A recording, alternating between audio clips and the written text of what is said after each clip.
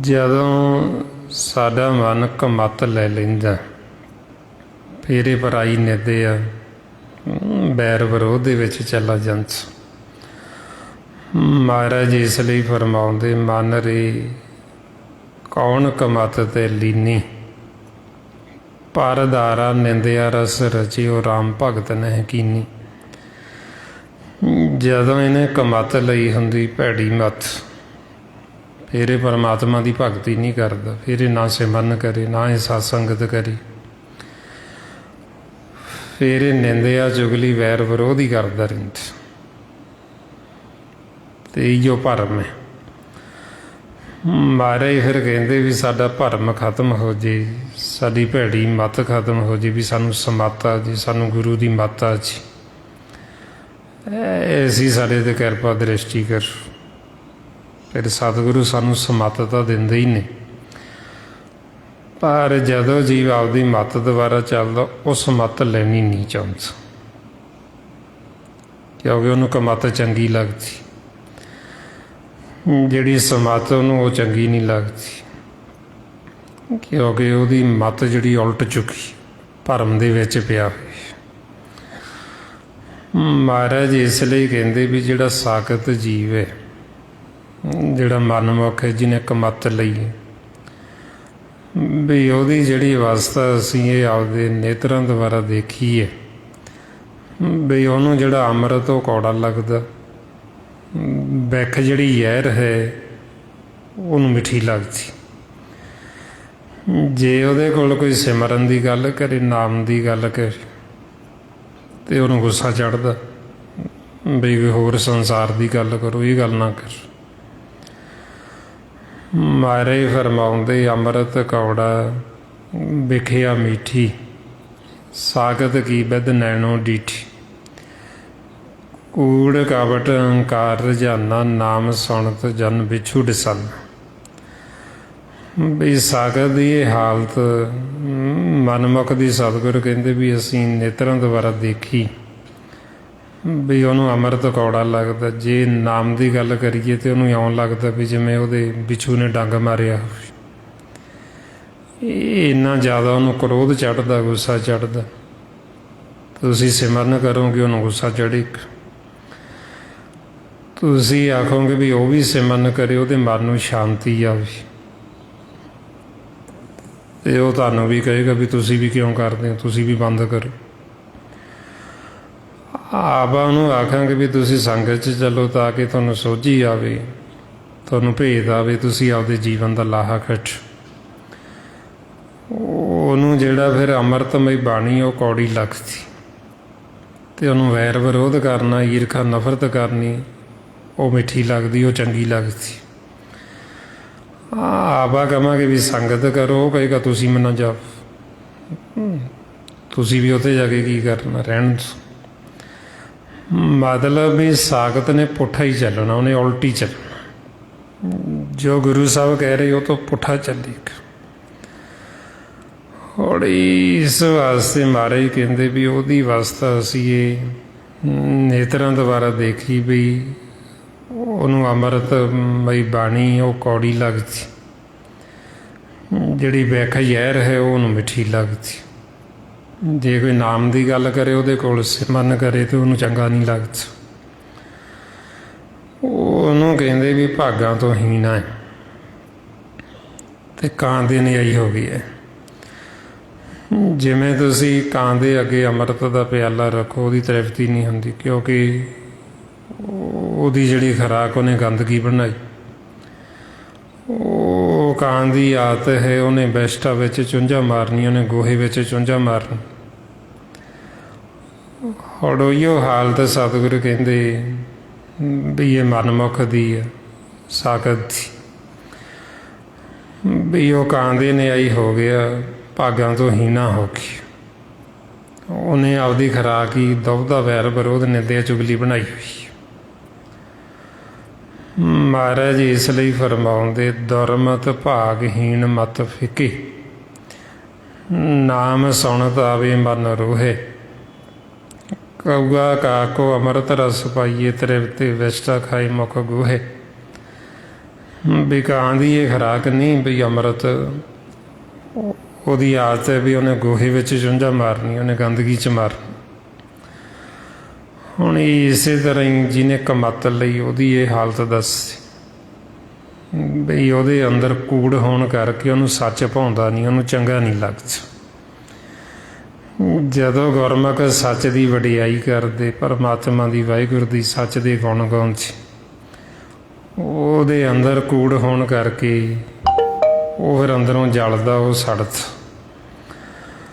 ਮਹਾਰਾਜ ਸੱਚੇ ਪਾਤਸ਼ਾਹ ਇਸ ਲਈ ਫਿਰ ਸਮਝਾਉਂਦੇ, ਜਿਨ੍ਹਾਂ ਅੰਦਰ ਕੂੜ ਵਰਤੇ ਸੱਚ ਨਾ ਭਾਵਈ, ਜੇ ਕੋ ਬੋਲੇ ਸੱਚ ਕੂੜਾ ਜਲ ਜਾਵਈ, ਕੁੜਿਆਰੀ ਰਜੇ ਕੂੜ ਜਿਉਂ ਬਿਸਟਾ ਕਾਗ ਖਾਵਈ।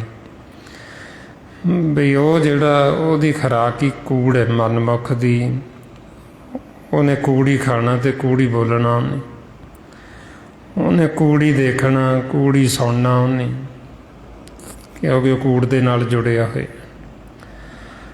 ਮਹਾਰਾਜ ਇਸ ਲਈ ਫਿਰ ਦੱਸਦੇ ਵੀ ਪਰਮਾਤਮਾ ਤੋਂ ਬਿਨਾਂ, ਨਾਮ ਤੋਂ ਬਿਨਾਂ ਸਾਰਾ ਕੁਛ ਫਿਰ ਇੱਧਰ ਸੰਸਾਰ 'ਚ ਕੂੜੀ ਕੂੜ।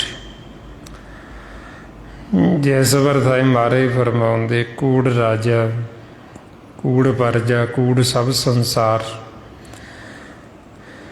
ਵੀ ਇਸ ਲੋਕ ਦੇ ਵਿੱਚ ਮਾਲਕ ਨੂੰ ਛੱਡ ਕੇ, ਨਾਮ ਨੂੰ ਛੱਡ ਕੇ, ਜੋ ਅਸੀਂ ਪਹਿਨਦੇ ਹਾਂ ਮਨਮੁਖ ਦਾ ਪਹਿਨਣਾ ਕੂੜ, ਕੂੜ ਕਾਇਆ, ਕੂੜ ਕੱਪੜ, ਕੂੜ ਰੂਪ ਅਪਾਰ। ਵੀ ਜੋ ਪਹਿਨਦਾ ਕੂੜ ਸੋਇਨਾ, ਕੂੜ ਰੂਪਾ, ਕੂੜ ਪਹਿਨਣ ਹਾਰ। ਵੀ ਜੋ ਪਹਿਨ ਰਿਹਾ ਉੱਥੇ, ਸੋਨਾ ਪਹਿਨ ਰਿਹਾ, ਚਾਂਦੀ ਪਹਿਨ ਰਿਹਾ, ਉਹਦਾ ਪਹਿਨਣਾ ਕੂੜ, ਕੱਪੜਾ ਪਹਿਨਦਾ ਪਹਿਨਣਾ ਕੂੜ। ਮਾਰੇ ਕਹਿੰਦੇ ਕੂੜ ਦਾ ਕੂੜ ਦੇ ਨਾਲ ਹੀ ਪਿਆਰ ਲੱਗਿਆ ਹੋਇਆ। ਕੂੜ ਮੀਆਂ, ਕੂੜ ਬੀਬੀ, ਖੱਪ ਹੋਏ ਕਾਰ, ਕੂੜ ਕੂੜੋ ਨੇਉ ਲੱਗਾ, ਵਿਸਰਿਆ ਕਰਤਾਰ। ਕਿਸ ਨਾਲ ਕੀਜੇ ਦੋਸਤੀ, ਸਭ ਜਗ ਚੱਲਣ ਹਾਰ। ਬਈ ਮਾਲਕ ਤੋਂ ਬਿਨਾਂ ਜੇ ਅਸੀਂ ਪਰਮਾਤਮਾ ਦੇ ਨਾਲ ਨਹੀਂ ਜੁੜੇ, ਨਾਮ ਦੇ ਨਾਲ ਨਹੀਂ ਜੁੜੇ, ਫਿਰ ਮਨਮੁਖ ਦਾ ਸਾਰਾ ਕੁਛ ਹੀ ਕੂੜ ਹੈ। ਕੂੜ ਮਿੱਠਾ, ਕੂੜ ਮਾਖਿਓ, ਕੂੜ ਡੋਬੇ ਪੂਰ, ਨਾਨਕ ਬਖਾਣੇ ਬੇਨਤੀ ਤੋਂ ਦਬਾਜ, ਸਭ ਕੂੜੋ ਕੂੜ। ਬਈ ਮਾਲਕ ਤੋਂ ਬਿਨਾਂ ਸਭ ਕੂੜੀ ਕੂੜ, ਤੇ ਮਨਮੁਖ ਕੂੜ ਦੇ ਨਾਲ ਜੁੜਿਆ ਹੋਏ, ਕੂੜ ਦਾ ਹੀ ਹੰਕਾਰ ਕਰੀ ਜਾਂਦਾ, ਉਹਦੇ ਤੇ ਹੀ ਹਉਮੈ ਕਰੀ ਜਾਂਦਾ।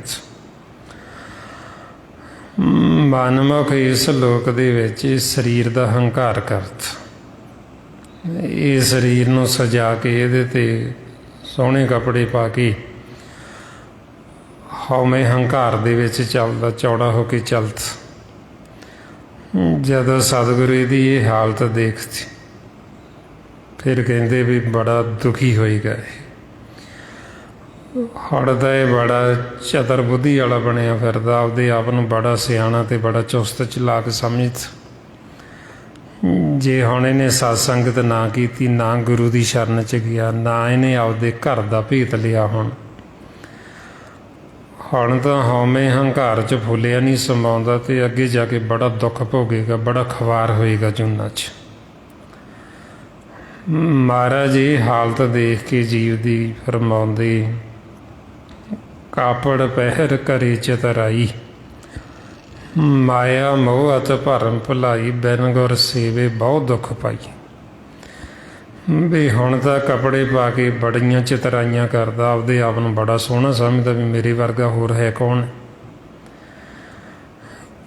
ਤੇ ਸਿਮਰਨ ਕਰਦਾ ਨਹੀਂ, ਤੇ ਮਹਾਰਾਜ ਕਹਿੰਦੇ ਬੜਾ ਦੁੱਖ ਭੋਗੇਗਾ। ਫਿਰ ਇਹ ਜਦੋਂ ਹਉਮੈ ਹੰਕਾਰ 'ਚ ਚੱਲਦਾ, ਇਸ ਸਰੀਰ 'ਤੇ ਹੰਕਾਰ ਕਰਦਾ, ਇਹਨੂੰ ਕਹਿੰਦੇ ਵੀ ਇਹਦੇ ਅੰਦਰ ਦੇਖ, ਵੀ ਜਿਹਦੇ 'ਤੇ ਤੂੰ ਹੰਕਾਰ ਕਰਦਾ, ਵੀ ਇਹ ਸਰੀਰ ਦੇ ਅੰਦਰ ਕੀ ਹੈ। ਹੁਣ ਆਪਦੇ ਆਪ ਜੀਵ ਨੂੰ ਪਤਾ ਨਹੀਂ ਲੱਗਦਾ ਵੀ ਜਿਹਦੇ 'ਤੇ ਮੈਂ ਹੰਕਾਰ ਕਰਦਾ, ਹਉਮੈ ਕਰਦਾ, ਇਹਦੇ ਅੰਦਰ ਕੀ। ਫਿਰ ਸਤਿਗੁਰੂ ਸਾਨੂੰ ਖੋਲ੍ਹ ਕੇ ਦੱਸਦੇ ਵੀ ਇਹਦੇ ਵਿੱਚ ਵਿਸ਼ਟ ਹੈ, ਗੰਦਗੀ ਹੈ, ਹੱਡੀਆਂ ਖੂਨ ਹੈ, ਤੇ ਉੱਤੇ ਇਹਦੇ ਚਮੜਾ ਲਪੇਟਿਆ ਹੋਇਆ, ਗੰਦਗੀ ਤੋਂ ਬਿਨਾਂ ਹੋਰ ਇਹਦੇ ਵਿੱਚ ਹੈ ਕੁਛ। ਮਾਰੇ ਫਰਮਾਉਂਦੇ ਵਿਸ਼ਟਾ ਆਸਤ ਰਗਤ ਪਰੇਟੇ ਚਾਮ ਤਿਸੂ ਪਰਲੇ ਰੱਖਿਓ ਘਮੰਡ। ਮਨਮੁਖ ਭਰਮ ਦੇ ਵਿੱਚ ਗੰਦਗੀ ਤੇ ਹੀ ਹੰਕਾਰ ਕਰੀ ਜਾਂਦੇ, ਉਹਦੀ ਹਉਮੈ ਕਰੀ ਜਾਂਦੇ। ਫਿਰ ਜਦੋਂ ਇਹ ਸੰਸਾਰ ਦੇ ਵਿੱਚ ਇਸ ਤਰ੍ਹਾਂ ਚੱਲਦਾ, ਹਉਮੈ ਹੰਕਾਰ ਦੇ ਵਿੱਚ ਸੋਹਣੇ ਕੱਪੜੇ ਪਾ ਕੇ ਫੁੱਲਿਆ ਨਹੀਂ ਸਮਾਉਂਦਾ। ਫਿਰ ਮਹਾਰਾਜ ਜੀ ਨੂੰ ਸ਼ਬਦ ਦੀ ਠੋਕਰ ਮਾਰਤੀ ਬਈ ਜਿਹਨੂੰ ਤੂੰ ਬਾਹਰ ਸਜਾਉਣ ਲੱਗਿਆ ਹੋਇਆ ਇਹ ਨਾਸਵਾਨ, ਇਹ ਮਿਥਿਆ ਹੋਇਆ ਕੂੜ ਹੈ, ਤੇ ਇਹਦੇ ਅੰਦਰ ਦੇਖ, ਅੰਦਰ ਇਹਦੇ ਗੰਦਗੀ ਹੈ, ਤੇਰੇ ਅੰਦਰੋਂ ਬਦਬੂ ਆ ਰਹੀ ਵੀ ਤੂੰ ਕਾਹਦੀ ਹਉਮੈ ਕਾਹਦਾ ਹੰਕਾਰ ਕਰਦਾ। ਮਹਾਰਾਜ ਫਰਮਾਉਂਦੇ ਮਨ ਕਾਹੀ ਹੰਕਾਰ ਫਰ ਦਰਗੰਧ ਪਵਿੱਤਰ ਪਾਵਨ ਭੀਤਰ ਜੋ ਦਿਸੇ ਸੁਸ਼ਾਰਾ। ਵੀ ਅੰਦਰ ਤੇਰੇ ਗੰਦਗੀ ਭਰੀ ਬਦਬੂ ਆ ਰਹੀ, ਬਾਹਰ ਜਿਹਨੂੰ ਤੂੰ ਸਜਾਉਣਾ, ਜਿਹਦੇ ਤੇ ਹੰਕਾਰ ਕਰਦਾ, ਇਹ ਮਿਥਿਆ ਹੋਇਆ ਨਾਸ ਹੋ ਜਾਣ। ਵੀ ਤੂੰ ਕਾਹਦੀ ਹਉਮੈ ਕਾਹਦਾ ਹੰਕਾਰ ਕਰਦਾ ਫਿਰਦਾ। ਫਿਰ ਇਸ ਤਰ੍ਹਾਂ ਸਤਿਗੁਰੂ ਸਮਝਾਉਂਦੇ ਵੀ ਇਹ ਮਨਮੁਖ ਜਿਹੜਾ ਹੰਕਾਰ ਕਰਦਾ ਭਰਮ ਦੇ ਵਿੱਚ ਕਰਦਾ, ਵੀ ਉਹਨੂੰ ਨਾ ਸੋਝੀ ਨਾ ਭੇਦ ਹੋਣ ਕਰਕੇ ਗੰਦਗੀ ਤੇ ਹੀ ਹੰਕਾਰ ਕਰੀ ਜਾਂਦਾ। ਸਾਡੇ ਮਨ ਵਾਸਤੇ ਜੋ ਮਾਲਕ ਨੇ ਮਹਿਲ ਬਣਾ ਕੇ ਦਿੱਤਾ ਉਹ ਬਹੁਤ ਸੋਹਣਾ ਬਣਾਏ, ਜਿਹਨੂੰ ਹਰਮੰਦਰ ਕਹਿੰਦੇ। ਹਰ ਕਾ ਮੰਦਰ ਸੋਹਣਾ ਕੀਆ ਕਰਨੇ ਹਾਰ, ਰਾਵ ਸਸ ਦੀਪ ਨੂਪ ਜੋਤ ਤ੍ਰੈ ਭਵਨ ਜੋਤ ਅਪਾਰ। ਵੀ ਮਨਮੁਖ ਨੂੰ ਆਪਦੇ ਘਰ ਦਾ ਤਾਂ ਪਤਾ ਨਹੀਂ, ਮਹਿਲ ਦਾ ਤਾਂ ਪਤਾ ਨਹੀਂ, ਇਹ ਜਿਹੜਾ ਸਰੀਰ ਬਗਾਨਾ ਇਹਦੇ ਤੇ ਹੀ ਹੰਕਾਰ ਕਰੀ ਜਾਂਦਾ, ਇਹਦੇ ਤੇ ਹਉਮੈ ਕਰੀ ਜਾਂਦਾ। ਮਹਾਰਾਜ ਜੀ ਇਸ ਵਾਸਤੇ ਫਿਰ ਕਹਿੰਦੇ ਵੀ ਇਹਨੇ ਕਮੱਤ ਲੈ ਲਈ, ਬਈ ਇਹ ਭਰਮ ਦੇ ਵਿੱਚ ਚਲਾ ਗਿਆ, ਇਹਨੂੰ ਸੋਝੀ ਨਹੀਂ, ਇਹਨੂੰ ਭੇਤ ਨਹੀਂ। ਹੁਣ ਜਦੋਂ ਫਿਰ ਸਾਨੂੰ ਵਾਰ-ਵਾਰ ਇਸ ਤਰ੍ਹਾਂ ਸ਼ਬਦ ਦੀ ਠੋਕਰ ਮਾਰਦੇ, ਫਿਰ ਸਾਡਾ ਮਨ ਸਹਿਜ ਦੇ ਵਿੱਚ ਵਿਚਾਰਦਾ ਵੀ ਸਤਿਗੁਰੂ ਜੋ ਕਹਿ ਰਹੇ ਕਹਿੰਦੇ ਤਾਂ ਸੱਚ ਹੀ ਨੇ। ਵੀ ਸਾਨੂੰ ਤਾਂ ਆਪਦੇ ਘਰ ਦਾ ਹੀ ਨਹੀਂ ਪਤਾ, ਵੀ ਅਸੀਂ ਤਾਂ ਆਪਦੇ ਘਰ ਦਾ ਦਰ ਹੀ ਭੁੱਲ ਗਏ। ਵੀ ਅਸੀਂ ਤਾਂ ਇਹ ਜਿਹੜਾ ਸਰੀਰ ਹੈ ਇਹਦੇ 'ਤੇ ਹੀ ਝੂਠੀ ਜਿਹੜੀ ਹੈ ਹਉਮੈ ਹੰਕਾਰ ਕਰੀ ਜਾਂਦੇ ਹਾਂ, ਇਹਦੇ ਵਿੱਚ ਗੰਦਗੀ ਹੈ, ਅਤੇ ਗੰਦਗੀ ਦੇ ਵਿੱਚ ਆਪਾਂ ਦੇਖਦੇ ਵੀ ਕੀੜੇ ਵੱਸਦੇ ਕਰਮ। ਫਿਰ ਸਾਡਾ ਮਨ ਆਪਣੇ ਆਪ ਨੂੰ ਕਰਮ ਮਹਿਸੂਸ ਕਰਨ ਲੱਗ ਜਾਂਦਾ। ਜਦੋਂ ਇਹ ਸਤ ਸੰਗਤ ਕਰਦਾ, ਜਦੋਂ ਇਹਨੂੰ ਥੋੜ੍ਹੀ ਜਿਹੀ ਸੋਝੀ ਆਉਂਦੀ, ਇਹਨੂੰ ਹੋਸ਼ ਆਉਂਦਾ, ਫਿਰ ਇਹ ਆਪਦੇ ਆਪ ਹੀ ਸਵੀਕਾਰ ਕਰ ਲੈਂਦਾ। ਸਤਿਗੁਰਾਂ ਅੱਗੇ ਆ ਕੇ ਫਿਰ ਬੇਨਤੀ ਕਰਦਾ ਵੀ ਮੈਂ ਕੀੜਾ, ਮੈਂ ਕਰਮ, ਮੈਂ ਗੰਦਗੀ ਦੇ ਢੇਰ 'ਤੇ ਬੈਠਾ, ਗੰਦਗੀ ਦੇ ਵਿੱਚ ਮੈਂ ਆਸਣ ਲਾਇਆ ਹੋਇਆ, ਵੀ ਤੁਸੀਂ ਮੇਰੇ 'ਤੇ ਹੁਣ ਕਿਰਪਾ ਦ੍ਰਿਸ਼ਟੀ ਕਰੋ ਵੀ ਮੈਨੂੰ ਇਹ ਗੰਦਗੀ ਦੇ ਵਿੱਚੋਂ ਕੱਢੋ, ਮੈਨੂੰ ਵੀ ਘਰ ਦਾ ਭੇਤ ਦੇ ਦਿਓ, ਘਰੇ ਲੈ ਚੱਲੋ, ਤਾਂ ਕਿ ਮੇਰੇ ਅੰਦਰ ਮੇਰੇ ਹਿਰਦੇ ਵਿੱਚ ਵੀ ਪ੍ਰਕਾਸ਼ ਹੋ ਜਾਵੇ। ਮਹਾਰਾਜ ਕਹਿੰਦੇ ਫਿਰ ਵੀ ਇਹ ਕੀ ਕਹਿੰਦਾ, ਫਰਮਾਉਂਦੇ ਹਮ ਕੀਰੇ ਕਿਰਮ ਸਤਿਗੁਰ ਸ਼ਰਨਾਈ ਕਰ ਦਇਆ ਨਾਮ ਪ੍ਰਗਾਸ। ਬਈ ਸਤਿਗੁਰਾਂ ਦੀ ਸ਼ਰਨ ਦੇ ਵਿੱਚ ਆਏ ਆ ਅਤੇ ਮੇਰੇ 'ਤੇ ਦਇਆ ਕਰੋ, ਮੇਰੇ 'ਤੇ ਕਿਰਪਾ ਕਰੋ, ਮੈਂ ਤਾਂ ਕਰਮ ਬਣਿਆ ਬੈਠਾ, ਵੀ ਮੈਨੂੰ ਇਹ ਗੰਦਗੀ 'ਚੋਂ ਕੱਢੋ। ਜਦੋਂ ਇਸ ਅਵਸਥਾ ਦੇ ਵਿੱਚ ਸਾਡਾ ਮਨ ਆਉਂਦਾ, ਫਿਰ ਇਹਨੂੰ ਸਮਝਾਉਂਦੇ ਸਤਿਗੁਰੂ, ਅਤੇ ਫਿਰ ਇਹ ਸੁਣਨ ਦੀ ਅਵਸਥਾ 'ਚ ਆਉਂਦਾ, ਕਿਉਂਕਿ ਫਿਰ ਇਹ ਚਾਹੁੰਦਾ ਇੱਥੋਂ ਗੰਦਗੀ ਦੇ ਵਿੱਚੋਂ ਨਿਕਲਣ। ਫਿਰ ਇਹਨੂੰ ਰਸਤਾ ਦੱਸਦੇ ਵੀ ਕਿਵੇਂ ਨਿਕਲ ਸਕਦਾ, ਅਤੇ ਫਿਰ ਇਹ ਧਿਆਨ ਨਾਲ ਸੁਣਦਾ, ਅਤੇ ਫਿਰ ਸੁਣ ਕੇ ਮੰਨਦਾ ਸਤਿਗੁਰਾਂ ਦੇ ਬਚਨਾਂ ਨੂੰ। ਜਦ ਤੱਕ ਹੁਣ ਸਾਨੂੰ ਇਹ ਨਹੀਂ ਸੋਝੀ ਆਉਂਦੀ, ਸਾਨੂੰ ਇਹ ਨਹੀਂ ਭੇਤ ਆਉਂਦਾ ਵੀ ਅਸੀਂ ਗੰਦਗੀ 'ਚ ਬੈਠੇ ਹਾਂ, ਅਤੇ ਉਹਨਾਂ ਸਮਾਂ ਅਸੀਂ ਇੱਥੋਂ ਨਿਕਲਣ ਦੀ ਕੋਸ਼ਿਸ਼ ਨਹੀਂ ਕਰਦੇ, ਕਿਉਂਕਿ ਸਾਨੂੰ ਗੰਦਗੀ ਵੀ ਚੰਗੀ ਲੱਗਦੀ। ਮਹਾਰਾਜ ਇਸ ਵਾਸਤੇ ਫਿਰ ਸਮਝਾਉਂਦੇ ਵੀ ਜਦੋਂ ਅਸੀਂ ਸੰਗਤ ਕਰਾਂਗੇ ਫਿਰ ਸਾਨੂੰ ਭੇਤ ਆਉਣਾ, ਅਤੇ ਫਿਰ ਅਸੀਂ ਇੱਥੋਂ ਨਿਕਲਣ ਦੀ ਕੋਸ਼ਿਸ਼ ਕਰਦੇ। ਫਿਰ ਬੇਨਤੀਆਂ ਕਰਦੇ ਸਤਿਗੁਰਾਂ ਨੂੰ ਵੀ ਸਾਨੂੰ ਭੇਤ ਦਿਓ, ਸਾਨੂੰ ਸੋਝੀ ਦਿਓ, ਸਾਨੂੰ ਇੱਥੋਂ ਕੱਢੋ। ਸਤਿਗੁਰ ਤਾਂ ਫਿਰ ਆਪਾਂ ਨੂੰ ਕੱਢਦੇ ਹੀ, ਪਹਿਲਾਂ ਅਸੀਂ ਨਿਕਲਣ ਨੂੰ ਤਿਆਰ ਨਹੀਂ ਇੱਥੋਂ, ਸਾਡਾ ਮਨ ਇਹਨੂੰ ਛੱਡਣ ਨੂੰ ਤਿਆਰ ਨਹੀਂ। ਜਿਵੇਂ ਆਪਾਂ ਨੂੰ ਅੱਗੇ ਵੀ ਆਪਾਂ ਕਈ ਵਾਰ ਵਿਚਾਰ ਕੀਤੀ ਹੈ ਵੀ ਜਦੋਂ ਮਾਲਕ ਭਗਤ ਪ੍ਰਹਿਲਾਦ ਦੀ ਮਦਦ 'ਤੇ ਆਏ ਨਰਸਿੰਘ ਦਾ ਰੂਪ ਧਾਰਨ ਕਰਕੇ, ਉਹਨਾਂ ਨੇ ਆ ਕੇ ਹਰਨਾਕਸ਼ ਨੂੰ ਖਤਮ ਕਰ ਦਿੱਤਾ, ਨੌਹਾਂ ਦੇ ਨਾਲ ਪਾੜ ਦਿੱਤਾ। ਜਿਹੜਾ ਉਹ ਰੂਪ ਮਾਲਕ ਨੇ ਧਾਰਨ ਕੀਤਾ ਉਹ ਬਹੁਤ ਭਿਆਨਕ ਰੂਪ ਸੀ। ਜਿਹੜੇ 33 ਕਰੋੜ ਦੇਵੀ ਦੇਵਤੇ ਸਾਰੇ ਦੇਖਦੇ, ਤੇ ਜਦੋਂ ਮਾਲਕ ਨੇ ਇੱਦਾਂ ਦਾ ਰੂਪ ਧਾਰਨ ਕੀਤਾ ਤੇ ਉਹ ਸਾਰੇ ਇੱਕਦਮ ਭੈ ਦੇ ਵਿੱਚ ਆ ਗਏ ਵੀ ਮਾਲਕ ਨੇ ਪਤਾ ਨਹੀਂ ਹੁਣ ਕੀ ਕਰਦੇ। ਉਹ ਸਾਰੇ ਭਗਤ ਪ੍ਰਹਿਲਾਦ ਨੂੰ ਬੇਨਤੀ ਕਰਨ ਲੱਗੇ ਵੀ ਤੁਹਾਡੇ ਕਰਕੇ ਮਾਲਕ ਨੇ ਇੱਦਾਂ ਦਾ ਰੂਪ ਧਾਰਨ ਕੀਤਾ ਵੀ ਤੁਸੀਂ ਇਹਨਾਂ ਨੂੰ ਸਹਿਜ ਦੇ ਵਿੱਚ ਲੈ ਕੇ ਆਓ, ਕਿਉਂਕਿ ਇੰਨੇ ਵੀਰ ਰਸ ਦੇ ਵਿੱਚ ਸੀ। ਉਹਨਾਂ ਦੇ ਕਹਿਣ 'ਤੇ ਉਹ ਜਾ ਕੇ ਉਹਨਾਂ ਦੀ ਗੋਦ ਦੇ ਵਿੱਚ ਬੈਠ ਗਏ ਅਤੇ ਮਾਲਕ ਨੂੰ ਕਹਿਣ ਲੱਗੇ ਵੀ ਤੁਸੀਂ ਵੀ ਇੰਨਾ ਵੀਰ ਰਸ ਦੇ ਵਿੱਚ ਨਾ ਆਵੋ, ਵੀ ਤੁਹਾਡੇ ਸਾਰੇ ਬੱਚੇ ਨੇ, ਵੀ ਤੁਸੀਂ ਜਾਓ ਅਤੇ ਜਿਹਨੂੰ ਮਰਜ਼ੀ ਮੁਕਤ ਕਰ ਦਿਓ, ਜਿਹਨੂੰ ਮਰਜ਼ੀ ਆਪਦੇ ਨਾਲ ਮਿਲਾ ਲਓ। ਅਤੇ ਮਾਲਕ ਉਹਨੂੰ ਕਹਿਣ ਲੱਗੇ ਪ੍ਰਹਿਲਾਦ ਨੂੰ ਬਈ ਪ੍ਰਹਿਲਾਦ, ਮੈਂ ਤਾਂ ਇਹਨਾਂ ਨੂੰ ਮੁਕਤ ਕਰਨਾ ਚਾਹੁੰਦਾ, ਇਹ ਮੁਕਤ ਹੋਣਾ ਨਹੀਂ ਚਾਹੁੰਦੇ। ਉਹ ਕਹਿੰਦੇ ਵੀ ਇੱਦਾਂ ਕਿਵੇਂ ਹੋ ਸਕਦਾ? ਉਹ ਕਹਿੰਦੇ ਵੀ ਤੂੰ ਜਿਹਨੂੰ ਮਰਜ਼ੀ ਲੈ ਆ, ਆਪਾਂ ਉਹਨੂੰ ਹੀ ਮੁਕਤ ਕਰ ਦਾਂਗੇ। ਅਤੇ ਉੱਠਿਆ ਗੋਚ ਅਤੇ ਚੱਲਿਆ। ਜਦੋਂ ਗਿਆ ਕਿਸੇ ਬਜ਼ੁਰਗ ਨੂੰ ਮਿਲਿਆ, ਉਹਨੂੰ ਕਹਿਣ ਲੱਗਿਆ ਵੀ ਮਾਲਕ ਮੇਰਾ ਬੜਾ ਖੁਸ਼ ਹੋਇਆ ਵੀ ਆ ਤੈਨੂੰ ਮੁਕਤ ਕਰਾਵਾਂ। ਅਤੇ ਉਹ ਨਾਲ ਨਾ ਤੁਰਿਆ, ਉਹ ਕਹਿੰਦਾ ਮੈਨੂੰ ਤਾਂ ਕੰਮ ਹੀ ਬਹੁਤ ਸੀ। ਹੋਰ ਜੀਵਾਂ ਨੂੰ ਪੁੱਛਿਆ ਅਤੇ ਕੋਈ ਨਾ ਤਿਆਰ ਹੋਇਆ ਜਾਣ ਵਾਸਤੇ। ਜਦੋਂ ਵਾਪਸ ਆ ਰਿਹਾ ਸੀ ਅਤੇ ਉਹਨੇ ਦੇਖਿਆ ਵੀ ਇੱਕ ਸੂਰ ਹੈ, ਉਹ ਗੰਦਗੀ ਖਾ ਰਿਹਾ, ਵੈਸਟਾ ਖਾ ਰਿਹਾ ਉੱਥੇ ਰੂੜੀ ਦੇ ਉੱਤੇ। ਅਤੇ ਉਹਨਾਂ ਨੇ ਉਹਦੀ ਜਦੋਂ ਹਾਲਤ ਦੇਖੀ, ਭਗਤ ਦਿਆਲੂ ਹੁੰਦੇ, ਉਹਨਾਂ ਨੂੰ ਦਇਆ ਆਉਂਦੀ। ਉਹਨੂੰ ਕਹਿਣ ਲੱਗੇ ਵੀ ਮੇਰਾ ਮਾਲਕ ਬੜਾ ਖੁਸ਼ ਹੋਇਆ ਵੀ ਤੂੰ ਮੇਰੇ ਨਾਲ ਚੱਲ, ਵੀ ਤੈਨੂੰ ਮੁਕਤ ਕਰਾਂ। ਉਹ ਸੂਰ ਉਹਨੂੰ ਕਹਿਣ ਲੱਗਿਆ ਵੀ ਮੈਂ ਤੇਰੇ ਨਾਲ ਤਾਂ ਚੱਲ ਵੜਦਾ, ਪਰ ਪਹਿਲਾਂ ਮੈਨੂੰ ਇਹ ਦੱਸ ਵੀ ਉੱਥੇ ਆ ਗੰਦਗੀ ਮਿਲੇਗੀ? ਕਹਿੰਦਾ ਵੀ ਨਹੀਂ, ਉੱਥੇ ਇਹ ਤਾਂ ਨਹੀਂ। ਕਹਿੰਦਾ ਫਿਰ ਨਹੀਂ ਮੈਂ ਜਾਣਾ। ਜਦੋਂ ਕੋਈ ਨਾ ਆਇਆ ਅਤੇ ਫਿਰ ਭਗਤ ਪ੍ਰਹਿਲਾਦ ਜਦੋਂ ਮਾਲਕ ਕੋਲ ਆਏ ਅਤੇ ਫਿਰ ਕਹਿਣ ਲੱਗੇ ਵੀ ਤੁਸੀਂ ਸੱਚ ਹੀ ਕਹਿੰਦੇ ਵੀ ਤੁਸੀਂ ਤਾਂ ਮੁਕਤ ਕਰਨਾ ਚਾਹੁੰਦੇ ਹੋ, ਵੀ ਇਹ ਜੀਵ ਮੁਕਤ ਹੋਣਾ ਨਹੀਂ ਚਾਹੁੰਦੇ, ਕਿਉਂਕਿ ਅਸੀਂ ਇੰਨਾ ਗੰਦਗੀ ਖਾਣ ਦੇ ਆਦੀ ਹੋ ਗਏ ਹਾਂ ਵੀ ਸਾਨੂੰ ਜਿਹੜੀ ਮੁਕਤੀ ਉਹ ਚੰਗੀ ਨਹੀਂ ਲੱਗਦੀ, ਵੀ ਅਸੀਂ ਘਰ ਜਾਣਾ ਹੀ ਨਹੀਂ ਚਾਹੁੰਦੇ, ਵੀ ਅਸੀਂ ਮੁਕਤੀ ਤੋਂ ਕੀ ਕਰਾਉਣਾ, ਸਾਨੂੰ ਤਾਂ ਇੱਧਰ ਸੰਸਾਰ ਦੇ ਰੰਗ ਤਮਾਸ਼ੇ ਚਾਹੀਦੇ।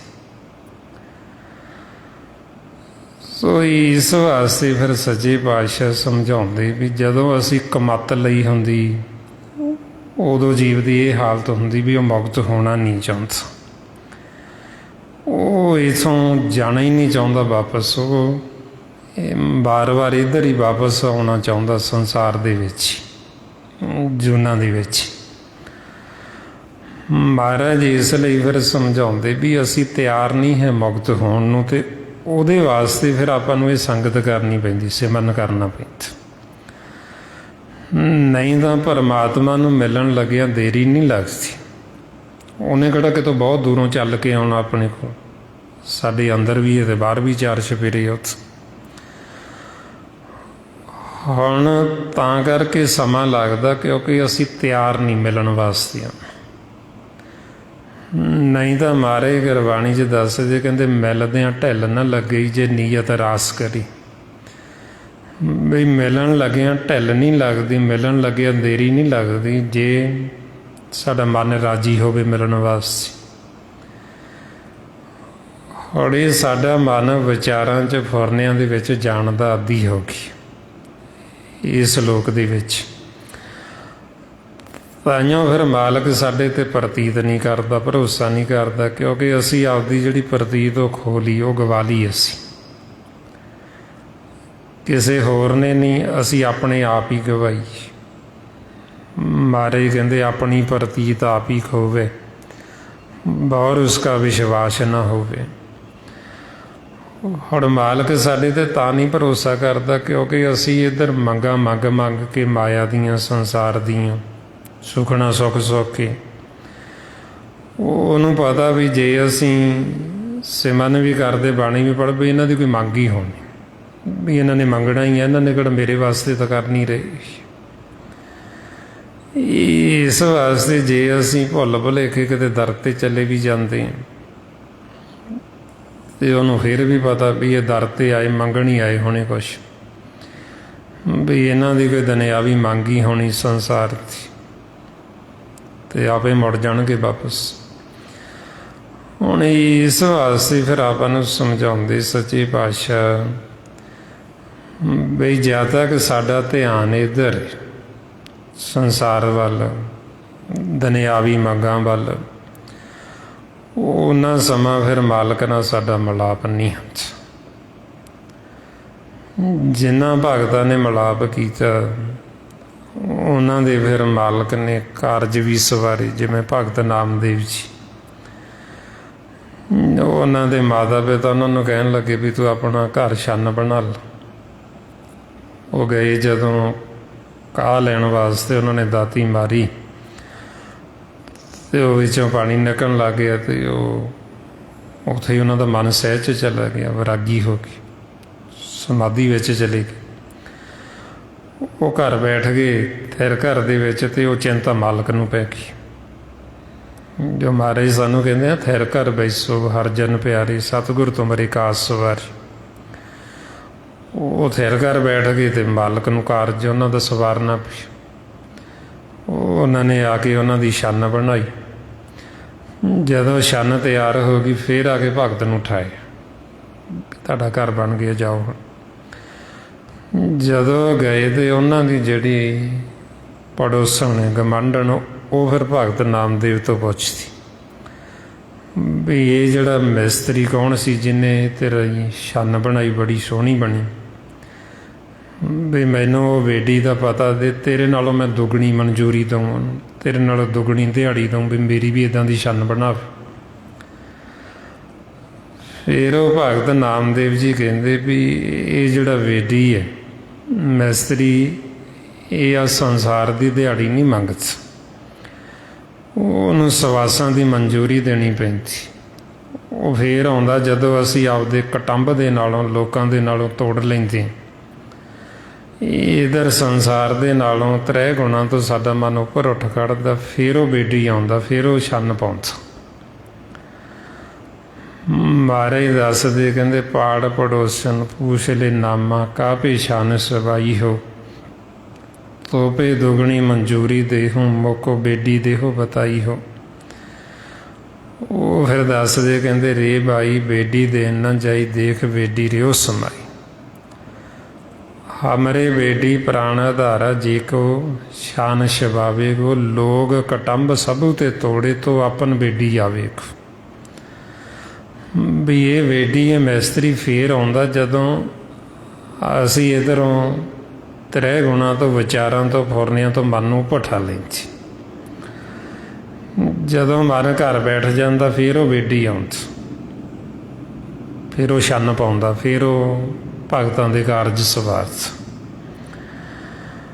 इस वास्ते फिर आपां नूं समझाउंदे भी जद तक साडा ध्यान ही इधर माया वल संसार वाल लगा होया, उन्ना समा वो नहीं आउंदा। ताइयों महाराज कहते जब लग मेरी मेरी करे, तब लग काज एक नहीं सरी। जब मेरी मेरी मिट जाए तब प्रभ काज सवारी आई। जद तक तो असीं कहने मेरा है, उदों तक नहीं आउंदा भी तेरा है तो तू ही कर लो। जदों असीं कहने भी सारा कुछ तेरा ही है, अपना आपा मिट गया, सब खत्म हो गया, भी तेरे बच्चे जिन्हों असीं आपदा परिवार कहने वो भी तो तेरे ही बच्चे ने, मेरा की है, सारा कुछ तेरा ही है। जदों मेरी मेरी मिट जाती फिर वो आ जाता, फिर वो स्वार्थ। इस वास्ते फिर आप समझाते भी जद तक साडा ध्यान इधर असीं मुक्त होना नहीं चाहते। मालक सानू मिलाना चाहता, असीं मिलना नहीं चाहते। हुण वो सानू रोज़ कढ़दे इधरों, जदों हुण असीं इस लोक विच आ जाते हैं, इनू परदेस कहते, असीं परदेस आए। हुण परदेस विच आके असीं इत्थे दी वासी बन जाने, असीं भुल ही जाने भी असीं इत्थों वापस भी मुड़ना। जदों असीं इत्थों वापस नहीं मुड़ते, क्योंकि सानू नहीं पता भी असीं किवें देह नूं छड्डना। फिर जदों रात हुंदी मालक काल नूं हुक्म करदे भी ये आपदे आप नहीं हुण आउणगे, इन्हां नूं इत्थों वापस भेजो। फिर जिहड़ा काल है वो सानू इस लोक दे विच वापस भेज, इस शरीर दे विचों बाहर कढ दे। वो फिर किहड़ी विधि, किहड़ी जुगती, किहड़ा तरीका अपनाउंदी, वो आपां नूं गुरबाणी गुरू विच सतगुरु दसदे भी इत्थे त्रै गुणां दे विच, जिहदे विच असीं भरम दे विच पए होए, विचारां दे विच, फुरनिਆਂ दे विच। हुण ये विचार साडे अपने आप तो रुकदे ही नहीं। काल ने जदों सानू इत्थों कढना, फिर वो इन्हां विचारां नूं आपदे विच समा लैंदा। ये रजोगुण, तमोगुण, सतोगुण, ये जिहड़े साडे दो नेत्र ने, इन्हां नूं चंद ते सूरज दा नाम दित्ता। खब्बे नेत्र नूं चंद्रमा कहंदे, सज्जे नूं सूरज कहंदे। ये सूरज नूं चंद्रमा दे घर करके इथों दी साडे मन नूं बाहर कढ दिंदी। मारे गुरबाणी च फरमाउंदे, रज तम सतकाल समावे, ससीयर के घर सूर समावे, जोग जुगत की कीमत पावे। बई इस तरह साडे मन नूं काले जिहड़ा हुक्म मन के मालक दा, वो इत्थों सानू बाहर कढ दिंदा। हुण जदों सानू इस लोक चों बाहर कढ दिता, इस लोक ते परलोक दे सेंटर दे विच भवसागर, मनमुख है जिहड़ा वो सीधा ही भवसागर च जा डिगदा, क्योंकि उहनूं नाम दा नहीं भेत। नाम नूं बोहता कहंदे, जहाज जिहदे ते सवार हो के असीं भवसागर नूं पार करना हुंदा। हुण वो सीधा ही भवसागर च जा डिगदा। हुण ये जिहड़ा भवसागर है एडा वड्डा है, जिहदा कोई कंधी किनारा नज़र नहीं आउंदा, जिथे अंधकूप, इत्थे फिर मनमुख डुबदा। महाराज सच्चे पातशाह इसलिए फरमाउंदे, माया मोह गवार है तिसदा दिसे और वार न पार। मनमुख अज्ञानी महा दुख पाइंदे, डुबे हर नाम विसार। भी नाम नूं विसार के मनमुख सीधा ही भवसागर च जा डिगदा। जदों डिगदा मालक नूं फिर चिंता हुंदी, फिर फिक्र हुंदा भी हुण भवसागर च जा डिगी। फिर जदों भवसागर च डिगदा, फिर मालक नूं चिंता हुंदी, फिर इहनूं कढ लैंदे इत्थों भवसागर चों। ये रोज़ दी रोज़ दा खेल है। रोज़ रात नूं इस तरह हुंदा जो आपां सतगुरु गुरबाणी च दस। जदों आपां सौने आ ना, सौण तो मगरों दी अवस्था दसदे भी की हालत हुंदी जिहड़े जीव नाम नूं नहीं भेद लैंदे, नाम दा, जिहड़े नाम नालों टुटे होए। जदों फिर मालक भवसागर चों बाहर कढदे, फिर इहनूं समझाउंदे बई दिन रात दे आने आ, अकल दे आने आ, ਬਈ ਤੈਨੂੰ ਅਕਲ ਤੇ ਜੋਤ ਦਿੱਤੀ, ਤੂੰ ਉਹਦਾ ਇਸਤੇਮਾਲ ਕਿਉਂ ਨਹੀਂ ਕਰਦਾ, ਤੂੰ ਕਿਉਂ ਨਹੀਂ ਸਿੱਖਦਾ? ਜੇ ਤੂੰ ਇਸੇ ਤਰ੍ਹਾਂ ਹੀ ਰੋਜ਼ ਇਹ ਭਵ ਸਾਗਰ 'ਚ ਡਿੱਗਦਾ ਰਿਹਾ, ਫਿਰ ਅੰਤ ਸਮੇਂ ਤੈਨੂੰ ਜਾਮੇ ਤੋਂ ਕੱਢ ਕੇ ਲੈ ਕੇ ਜਾਣਗੇ। ਮਹਾਰਾਜ ਜੀ ਨੂੰ ਫਿਰ ਇੱਥੇ ਕੀ ਸਮਝਾਉਂਦੇ, ਫਰਮਾਉਂਦੇ, ਐਨਸ ਅੰਧਲੇ ਦੀਪਕ ਦੇ ਭਵ ਜਲ ਡੂਬਤ ਚਿੰਤ ਕਰੇ। ਵੀ ਦਿਨ ਰਾਤ ਦੇ ਆਨੇ ਆ, ਤੈਨੂੰ ਅਕਲ ਤੇ ਜੋਤ ਦਿੱਤੀ, ਤੂੰ ਉਹਦਾ ਕਿਉਂ ਨਹੀਂ ਇਸਤੇਮਾਲ ਕਰਨਾ ਸਿੱਖ? ਤੂੰ ਭਵ ਸਾਗਰ 'ਚ ਡੁੱਬਣ ਲੱਗ ਜਾਣਾ ਤੇ ਮਾਲਕ ਨੂੰ ਚਿੰਤਾ ਪੈਂਦੀ, ਉਹ ਫੇਰ ਕੱਢਦੀ। ਹੁਣ ਜਦੋਂ ਮਾਲਕ ਕੱਢ ਕੇ ਇਹਨੂੰ ਸਾਹਮਣੇ ਬਿਠਾ ਲੈਂਦੇ, ਇਹਨੂੰ ਸਮਝਾਉਂਦੇ, ਤੇ ਇਹਦਾ ਪਿਆਰ ਇੱਧਰ ਮਾਇਆ ਦੇ ਨਾਲ ਇੰਨਾ ਪੈ ਚੁੱਕੀ ਹੈ, ਇਹ ਉੱਥੇ ਬੈਠਾ ਹੋਇਆ ਵੀ ਉੱਪਰ ਇਹ ਥੱਲੇ ਨੂੰ ਦੇਖੀ ਜਾਂਦਾ। ਇਹ ਜਿਹੜੀ ਤਰਲੋਕੀ ਫਿਰ ਸਾਨੂੰ ਥੱਲੇ ਨਜ਼ਰ ਆਉਂਦੀ, ਇਹ ਜਿੱਥੇ ਆਪਾਂ ਦਿਨੇ ਚੱਲਦੇ ਹਾਂ ਇਹਨੂੰ ਤਰਲੋਕੀ ਕਹਿੰਦੇ, ਤ੍ਰੈ ਭਵਨ। ਜਦੋਂ ਅਸੀਂ ਉੱਪਰ ਹੁੰਦੇ, ਉੱਪਰੋਂ ਇਹ ਸਾਨੂੰ ਸਾਰਾ ਨਜ਼ਰ ਆਉਂਦਾ ਫਿਰ ਥੱਲੇ। ਹੁਣ ਮਾਲਕ ਜਦੋਂ ਸਾਹਮਣੇ ਬਿਠਾ ਕੇ ਸਮਝਾਉਂਦੇ, ਤੇ ਇਹ ਪਰਮਾਤਮਾ ਨੂੰ ਨਹੀਂ ਦੇਖਦਾ, ਉੱਥੇ ਮਾਲਕ ਵੱਲ ਨੂੰ ਨਹੀਂ ਦੇਖਦਾ, ਇਹ ਥੱਲੇ ਨੂੰ ਝਾਕੀ ਜਾਂਦਾ, ਮਾਇਆ ਵੱਲ ਨੂੰ, ਸੰਸਾਰ ਵੱਲ ਨੂੰ। ਫਿਰ ਮਾਤਾ ਪਿਤਾ ਨੂੰ ਰੋਸ ਹੁੰਦਾ ਵੀ ਹੁਣ ਇੱਕੋ ਘਰ ਦੇ ਵਿੱਚ ਬੈਠੇ ਆ, ਆਮਣੇ ਸਾਹਮਣੇ ਬੈਠੇ, ਵੀ ਫੇਰ ਨਹੀਂ ਦੇਖਦਾ, ਫੇਰ ਨਹੀਂ ਕੋਈ ਗੱਲਬਾਤ ਕਰਦਾ।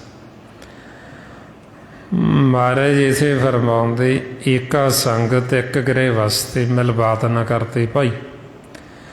ਬਈ ਹੁਣ ਇਕੱਠੇ ਬੈਠੇ ਆ, ਮਾਤਾ ਪਿਤਾ ਹੈ ਤੇ ਸਾਹਮਣੇ ਬੱਚਾ ਵੀ ਹੈ, ਇਹ ਫੇਰ ਨਹੀਂ ਮਾਂ ਪਿਓ ਵੱਲ ਦੇਖਦਾ, ਫੇਰ ਨਹੀਂ ਕੋਈ ਗੱਲਬਾਤ ਕਰਦਾ। ਮਾਂ ਪਿਓ ਸਮਝਾਉਂਦੇ, ਥੱਲੇ ਨੂੰ ਝਾਕੀ ਜਾਂਦਾ, ਧਿਆਨ ਹੀ ਥੱਲੇ ਨੂੰ, ਤਰਲੋਕੀ ਵੱਲ ਨੂੰ, ਮਾਇਆ ਵੱਲ। ਹੁਣ ਮਾਲਕ ਉੱਥੇ ਸਮਝਾ ਰਹੇ, ਫਿਰ ਕੀ ਕਰਦਾ, ਫਿਰ ਸਵੇਰ ਨੂੰ ਆਉਂਦਾ, ਤੇ ਜਿਹੜਾ ਇਹ ਬਿੱਖ ਜ਼ਹਿਰ ਤੋਂ ਇਹਨੂੰ ਛਡਾਇਆ ਸੀ, ਕਾਲ ਨੂੰ ਹੁਕਮ ਦੇ ਕੇ, ਸਵੇਰ ਨੂੰ ਆਉਣ ਸਾਰੀ ਫਿਰ ਉਹੀਓ ਬਿੱਖ, ਉਹੀਓ ਜ਼ਹਿਰ ਇਕੱਠੀ ਕਰਨੀ ਸ਼ੁਰੂ ਕਰ ਦਿੰਦਾ। ਫਿਰ ਮਹਾਰਾਜ ਕਹਿੰਦੇ ਵੀ ਮਨਮੁਖ ਦੀ ਇੱਦਾਂ ਦੀ ਹਾਲਤ ਹੋ ਗਈ, ਇੰਨਾ ਇਹ ਮਾਇਆ ਦੇ ਨਾਲ ਪਿਆਰ ਪਾ ਚੁੱਕੇ ਹੈ, ਇਹ ਇਸ ਲੋਕ ਦੇ ਵਿੱਚ ਦਿਨ ਦੇ ਸਮੇਂ ਤਾਂ ਦੁਖੀ ਰਹਿੰਦਾ ਹੀ ਰਹਿੰਦਾ ਹੈ, ਰਾਤ ਨੂੰ ਆਪਦੇ ਘਰ ਗਿਆ ਹੋਇਆ ਉੱਥੇ ਵੀ ਦੁਖੀ ਹੁੰਦਾ ਸੁਪਨੇ ਦੇ ਵਿੱਚ, ਕਿਉਂਕਿ ਧਿਆਨ ਥੱਲੇ ਨੂੰ ਰੱਖਦਾ ਮਾਇਆ ਵੱਲ। ਮਾਰੇ ਫਰਮਾਉਂਦੇ, ਉਗਵੇ ਦਿਨਸ ਆਲ ਜਾਲ ਸੰਭਾਲੇ, ਬਿਖ ਮਾਇਆ ਕੀ ਵਿਸਥਾਰੀ, ਆਈ ਰਹਿਣ ਭਿਆ ਸੁਪਨ ਅੰਤਰ, ਬਿਖ ਸੁਪਨੇ ਭੀ ਦੁੱਖ ਸਾਰੇ।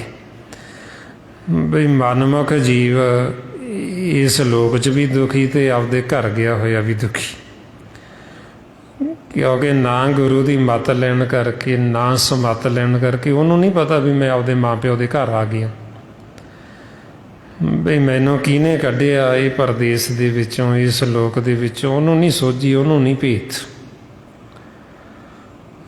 ਤੇ ਜਿਹੜੀ ਬਿੱਖ ਜ਼ਹਿਰ ਤੋਂ ਛਡਾਇਆ, ਤੇ ਸਵੇਰ ਨੂੰ ਆ ਕੇ ਫੇਰ ਉਹੀਓ ਇਕੱਠੀ ਕਰਨੀ ਸ਼ੁਰੂ ਕਰ ਦਿੰਦੇ।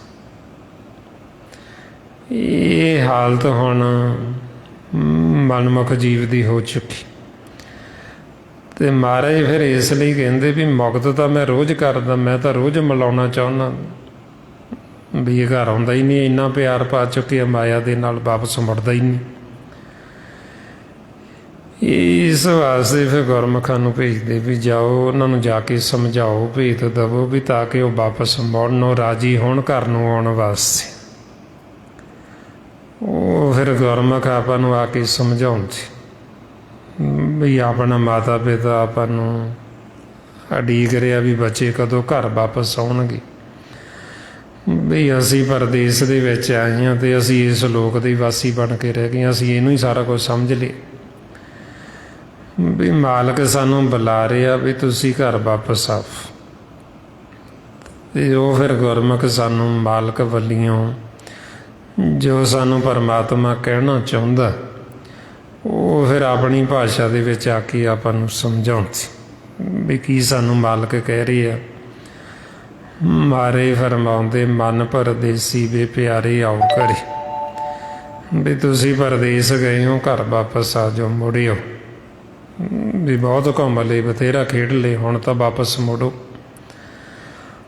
ਹੁਣ ਜਿਉਂ ਅਸੀਂ ਸਤਿਯੁਗ ਤੋਂ ਚੱਲੇ ਅਸੀਂ ਖੇਡੀ ਜਾਂਦੇ ਗਾਂ ਦੀਆਂ ਤੁਰੇ ਆਉਂਦੇ।